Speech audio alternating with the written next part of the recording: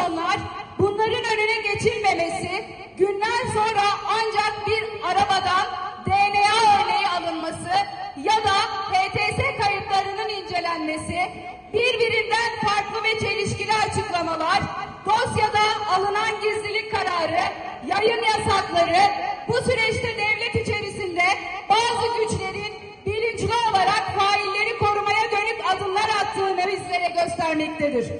Nitekim Nari'nin cesedinin çok uzun günler sonra evinin bu kadar yakınında bulunması bu durumu doğrular niteliktedir. Narin için adalet, herkes için adalet. Narin için adalet, herkes için adalet. Narin için adalet, herkes için adalet. Bizler Van Emek ve Demokrasi Platformu bileşenleri olarak Nari'nin ölümünü iktidarın çocuk düşmanı politikalarından ayrı görmüyoruz. İktidarın bu politikalarının faillere güç verdiğini biliyoruz. Çocuğu koruyan güvencelerin uygulanmadığı, çocuk katillerinin cezasızlık ile korunduğu, çocuğa karşı şiddeti önleyici çalışmaların yapılmadığı, çocuk alanındaki kazanımların ortadan kaldırıldığı, bu çocuk düşmanı düzende tek bir çocuğu daha kaybetmek istemiyoruz. Çocuklar için güvenli bir dünya. Çocuklar için güvenli bir dünya. Çocuklar için güvenli bir dünya. Türkiye'de her gün ortalama 32 çocuk kaybolmakta, ancak bu çocukların akıbetleri araştırılmamaktadır.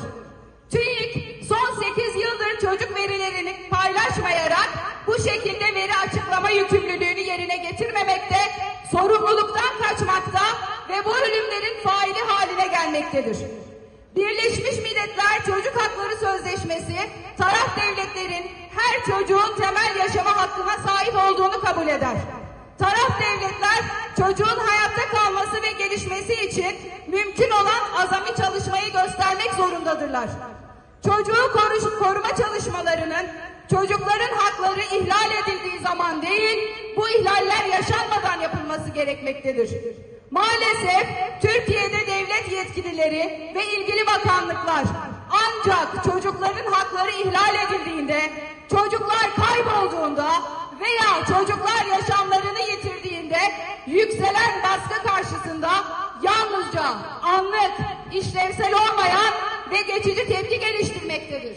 Bu narini adalet bozar okan evreyi. Bu narini adalet bozar okan evreyi. Bu narini adalet bozar okan evreyi. Narin Güran'ın bu şekilde hayattan koparılan ilk çocuk olmadığını belirtmek istiyoruz. Müslüme Yağ, Leyla Akdemir ve daha nicelerinin arkasında benzer hikayelerin olduğunu biliyoruz. Bu çocukların öldürülmesinden sonra gerekli önleyici ve koruyucu önlemler alınmış ve adalet sağlanmış olsaydı bugün Narin yaşıyor olacaktı. Karanlığa teslim olmayacağız. Karanlığa teslim olmayacağız. Karanlığa teslim olmayacağız. Bizler çocuklar için yaşanılabilir ve güvenli bir dünya kurmak için iktidarın çocuk düşmanı, çocuğu hayattan koparan politikalarına karşı mücadeleye devam edeceğimize ve Narin'in faillerinin tespit edilip hak ettikleri cezaları almaları için dosyanın takipçisi olacağımıza kamuoyu önünde söz veriyoruz. Van Emek ve Demokrasi Platformu.